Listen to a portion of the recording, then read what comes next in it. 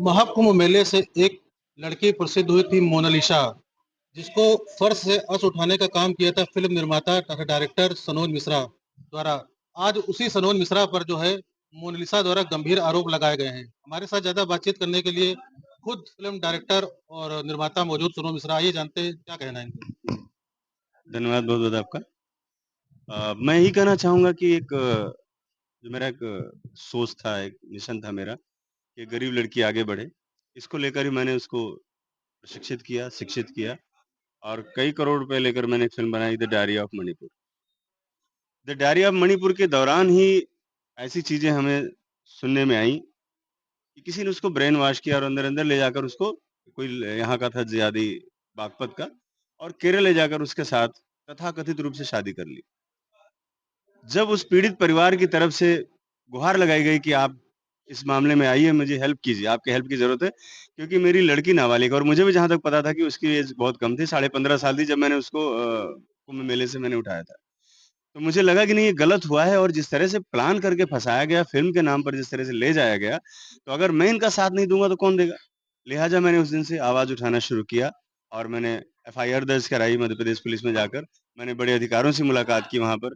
माननीय मुख्यमंत्री जी को भी मैंने उनसे अनुरोध किया कि इसको संज्ञान में लिया जाए और उसी दौरान मुझे कॉल आया, उस वक़्त मैं भोपाल स्टेशन पे था कि भाई इस मैटर से हट जाओ आप, नहीं तो आपके ऊपर अब यही वायरल गर्ल आपको निशाना बना लेगी, तो आप क्या करोगे? तो मैंने कहा देखिए अब वो ब्रेन वॉश उसका हो चुका है। जिस तरह से भी उसको ले जाकर के यहाँ से जिस तरह उसको समझाया गया है जो भी है, तो मैं अब उसकी परवाह नहीं करता हूँ। बात हमारे सनातन की है, बात हमारे 100 करोड़ हिंदुओं की है, जिसकी आस्था को चोट लगी है और ऐसी आस्था को चोट लगी है कि जिसको सब लोग उसको पलकों पे बिठा के रखते थे, अचानक से ही सारी चीज़ें बदल गई।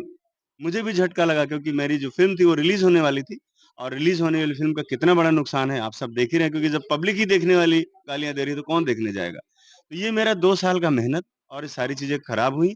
उस कॉल के बाद मैंने एक वीडियो बनाकर वहाँ पर जारी किया कि मुझे इस नंबर से कॉल आया हुआ है कि मुझे आगे फँसाया जा सकता है वायरल गर्ल के नाम से और पॉक्सो वगैरह की धाराएँ मेरे पे लगाई जा सकती हैं। ये इस बात को हो गया है करीब 1 महीना धीरे-धीरे होने को आ गया है। 1 महीने में एक प्रेस कॉन्फ्रेंस होती है, जिसमें इसके पहले जो मुझे बोल रही थी कि मेरे लिए देवता है, मेरे लिए गॉडफ़ादर इन्होंने मेरी ज़िंदगी बदल दी। अचानक से उसका सुर बदल जाता है और बोलती मुझे बैड तरीके से टच किया। मतलब इस तरह के शब्द अपनी बेटी से सुनना ये कितना मतलब दुःख का विषय होगा कि एक मतलब मैं उसको बेटी ही मानता हूँ, आज भी वैसे ही है वो। तो मतलब इस तरह के शब्द सुनना, उसके बाद सफाई देना इस मामले में। मतलब आप अपने बेटे के रिश्ते को सफाई दें, इससे बड़ी मुझे लगता है एक दुर्भाग्य और इससे घटिया बात कोई नहीं हो सकती है दुनिया में, कि जिस तरह से उसके ऊपर उससे कहकर आरोप लगवाए गए मुझसे, वो सारी साजिश का हिस्सा है और सारे प्रूफ़ मेरे पास है कि किस तरह से उसको साजिश का शिकार बनाया गया है और किस तरह से मुझे धमकी आई। वो नंबर भी मेरे पास है, जिस समय फ़ोन आया और कॉलिंग का टाइम भी मेरे पास है और उसी समय मैंने वीडियो रिलीज़ किया था सोशल मीडिया पर वो ताकि लोगों तक ये बात पहुँच जाए कि मुझे इस तरह की जाल में फँसाया जा सकता है। तो जैसा आपने पूछा कि जो आरोप लग रहे हैं उस पर मेरा क्या विचार है, तो मैंने सारी चीज़ें आपको बारीकी से एक्सप्लेन कर दी मेरे ख्याल से। अभी एक सोशल मीडिया पे मोनालिसा और एक शख्स जो मुस्लिम शख्स है, शायद जी, फरहान नाम बताया जा रहा है जी। कि उसकी शादी हो गई है। जब आप फ़िल्म बना रहे थे तो क्या इसकी जानकारी आपको थी कि नहीं थी? नहीं, मुझे बिल्कुल भी जानकारी नहीं थी और मुझे सिर्फ़ उसी दिन जानकारी हुई। हाँ, केरल जाने की जानकारी थी।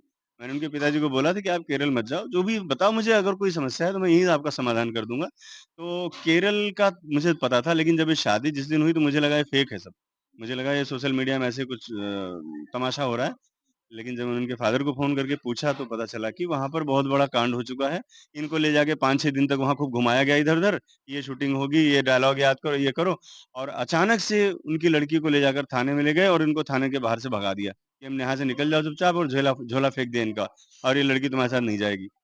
अब आप सोचिए कि एक बाप के हाथ से लड़की छीन ली, वो भी कहाँ केरल ले जाके। ऐसे लोग जो अपने लड़कियों को 1 सेकंड के लिए अलग नहीं छोड़ सकते, उनके हाथ से लड़की छीन ली। ये शख्स कहाँ से आ गया फरहान, जो मुस्लिम युवक बताया जा रहा है, ये कहाँ देखिए से आ देखिए गया? देखिए, जहाँ तक मेरा अनुमान है और सारे अनुमान मेरे सच साबित हो रहे हैं, सोशल मीडिया के थ्रू आए उनके बाप ने मुझे बताया, ठीक है। लेकिन इसकी प्लानिंग की गई पूरी अच्छे तरीके से इसको घेरने के लिए और सनातन को बदनाम करने के लिए, फ़िल्म को रोकने के लिए पूरा प्लान है, एक दिन में नहीं आया। इसके पीछे लोग बैठे हुए हैं, आकाओं ने उसको पूरी तरह से ट्रेनिंग दी, उसको कैसे घुसना है क्योंकि मोनालिसा का मतलब गरीबों की एक बहुत बड़ी सेलिब्रिटी, जो सबसे निचले स्तर से लोग आते हैं, उनकी सेलिब्रिटी। तो अगर ये कन्वर्ट होती है या इसके साथ जब जिहाद होता है तो आने वाले बहुत सारे हज़ारों लाखों लड़कियों के लिए रास्ते खुल जाएँगे। इसके पीछे यही एक सोची-समझी हुई साजिश है जिसके तहत उसको फँसाया गया, ले जाया गया और सोशल मीडिया के थ्रू फँसा के उसको बाप को थोड़ा-सा प्रलोभन देके हर बाप बच्चे के बारे में अच्छा चाहता है। उन्हें लगा कि कई सौ करोड़ मिलने वाले हैं और बड़ी अच्छी फ़िल्म बनाएँगे, लोग ले जाएँगे, दुबई घुमाएँगे, यहाँ-वहाँ उन्होंने फटाफट पासपोर्ट और सब बना लिया। तो इस तरह से एक पूरा प्लान करके फ़िल्म के नाम पर उसको बरगला के 2-3 बार जहाज़ों का सफ़र करा के, कि हम फ़िल्म बनाने वाले हैं और उसी बहाने उसको समझा-बुझा के परिवार के खिलाफ कि भई कहाँ ये गंदगी में रहोगे, डेरे में रहोगे, टेंट में रहोगे, तुम्हारे लिए ये दुनिया है, वो दुनिया है।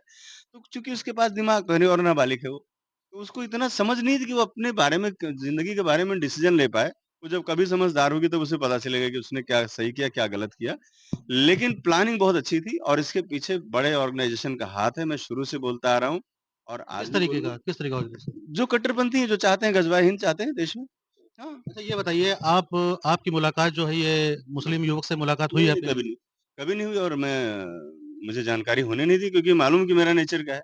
मैं अपनी विचारधारा को मानने वाला आदमी हूँ ना, तो वो उसने सबसे पहले उस पूरी फ़ैमिली को और सबको मेरे से अलग कर लिया, कि मुझ तक कोई खबर ना होने पाए, कि मैं ना कुछ पूछ पाऊँ उसके बारे में कि कौन हूँ, कहाँ से हूँ, तो मुझे हिडन रखते थे वो लोग, अपनी बातें ही करते आपको थे। क्या लग रहा है ये पैसे का मामला है कि धर्मांतरण का मामला है? ये धर्मांतरण का विशुद्ध मामला है और इसके पीछे तमाम हज़ारों लाखों रुपए खर्च किए जा रहे हैं। आप देख रहे हैं किस तरह से इस शादी को सेलिब्रेट किया गया है।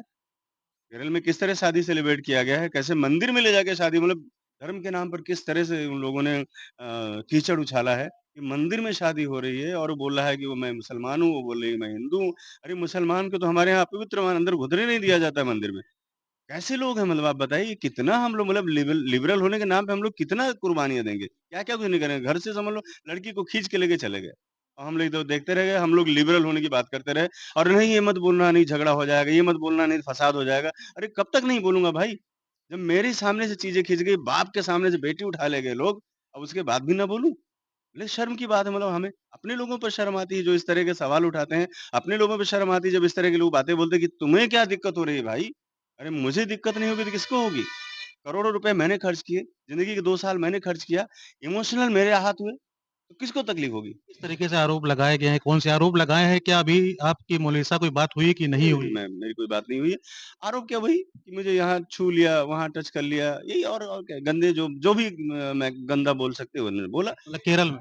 हाँ, केरल में और बोलने को देखो उस लड़की का तो दिमाग है नहीं पहली बात, तो उसको मैं बोल ही नहीं सकता हूँ कभी और उसके बारे में एक शब्द कभी गलत नहीं मैं आज भी नहीं कहूँगा बिकॉज़ ऑफ वो इनोसेंट है।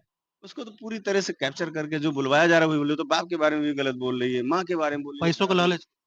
पैसों का लालच नहीं है, उसको ब्रेन वॉश किया गया पूरी तरह से और पैसा तो उसको दिखाया गया, सपने तो दिखाए गए हैं कि भई तुम दुनिया में सबसे बड़ी राज करोगी, 100 करोड़ की मालकिन बन जाओगी, यही सब तो कह के उसको ले गए वहाँ से। और ले जाने के बाद जो चीज़ें हुई हमारे देश में इतनी शर्मनाक है और उसके बारे में अगर मैं ना बोलूँ, बोलूँ तो मेरे ऊपर केस। अगर मैंने बोला, मुझे बस पहले बोला गया कि खामोश हो जाओ, तो मैं उस खानदान में ही नहीं पैदा हुआ खामोश होने वाले। मेरा नेचर ही नहीं रहा है कभी।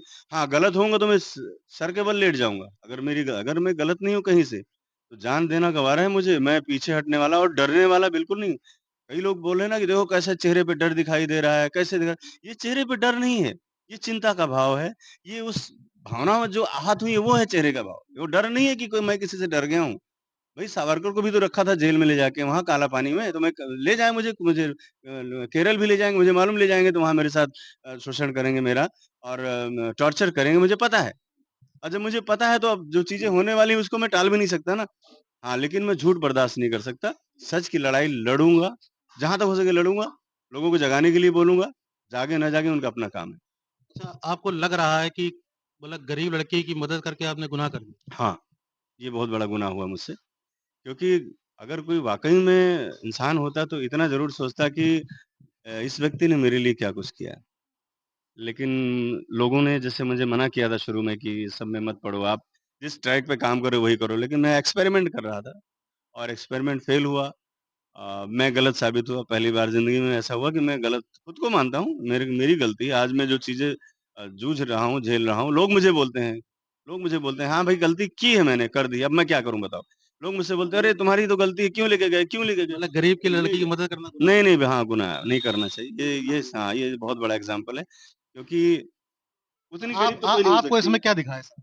नहीं, मुझे कुछ नहीं दिखा। मुझे लगा कि एक्चुअल में मैं बॉलीवुड से नाराज़ चल रहा था। मुझे लगता था कि बॉलीवुड में बहुत भाई-भतीजावाद है, यहाँ बाहर के लोगों की एंट्री नहीं होने देते हैं लोग। तो मुझे लगा ये एंट्री मैं एक मिसाल बना दूँगा मैं। इस एंट्री को जी, लेके मैं मतलब मिसाल गरीब बना लड़की को लेकर एक हाँ, फ़िल्म तो बनाई। ये गुस्सा था मेरा बॉलीवुड के लिए, इसलिए मैंने इतना बड़ा मैंने स्टेप उठाया।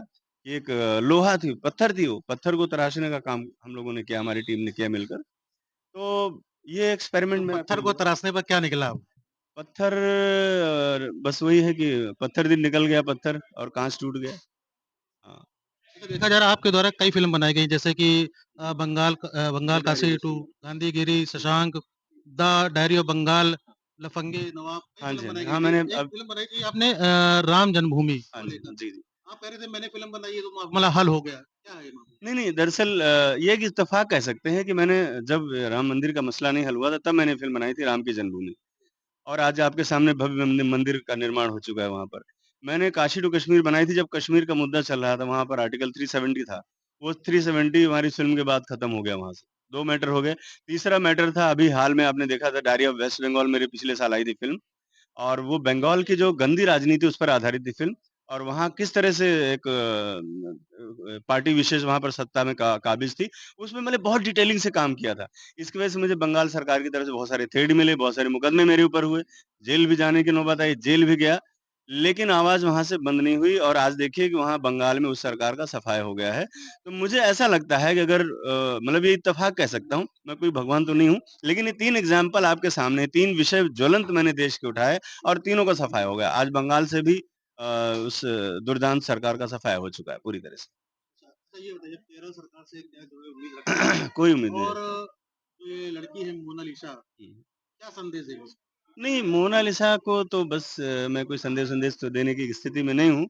हाँ, इतना कहना चाहूँगा कि जब कभी तुम अकेले रहना तो सोचना ज़रा कि जो तुम्हारे मुँह से जो शब्द निकले हैं और जो सनोज मिश्रा ने तुम्हारे लिए किया है, वो क्या है? बस इतने मैं कहना चाहूँगा। शायद तुम्हारे अंदर कभी कोई गिल्टी महसूस हो, शायद तुम्हारे अंदर कभी कोई लगे कि मैंने बहुत बड़ा पाप किया है, तो एक बार सोचना और मैं कुछ नहीं कह सकता हूँ।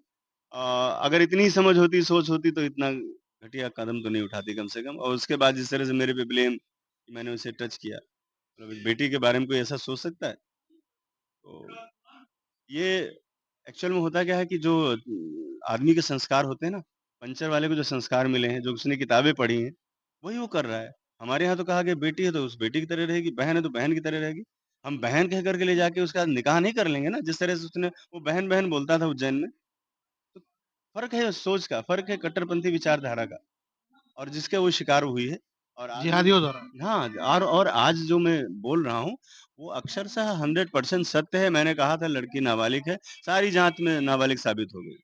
लेकिन फिर भी वो खुलेआम घूम रहा है, उसके ऊपर भी गंभीर धाराएँ लगी हैं, बलात्कार लगा है, छोटी उम्र के शादी का लगा हुआ है, हरिजन एक्ट भी लगा हुआ है, लेकिन आज घूम रहा है।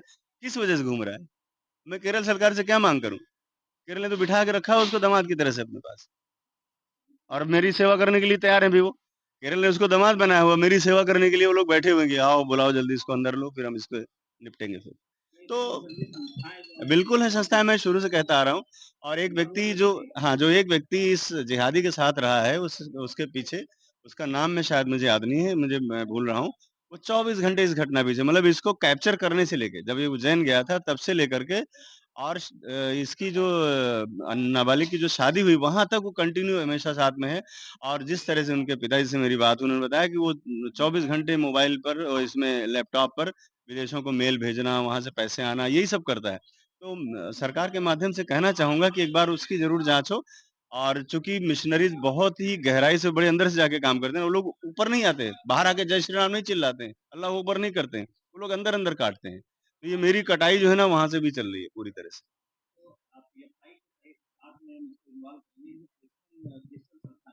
भई वहाँ तो दोनों की युति है, वहाँ की तो जॉइंट सरकार है ना, दोनों की तो गवर्नमेंट एक ही साथ चल रही है वहाँ पे।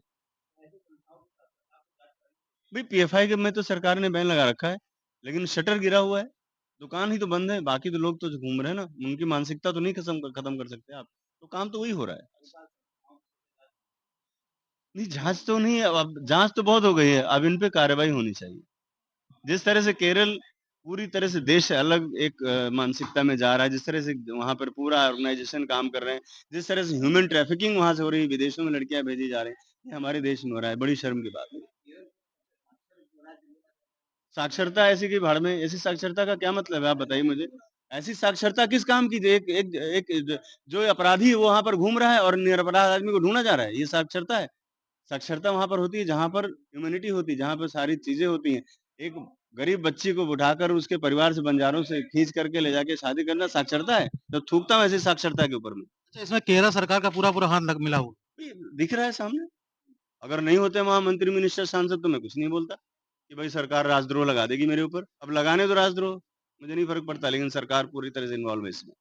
ये थे हमारे साथ डायरेक्टर और फ़िल्म निर्माता, निर्देशक सनोज मिश्रा, जो बता रहे थे कि गरीब लड़की का भलाई करके जो है मुझे ये मुकाम मिला है और मिशनरी तथा जिहादियों द्वारा जो है लड़की का दिमाग वाश कर मेरे ऊपर जो है झूठे आरोप लगाए गए हैं।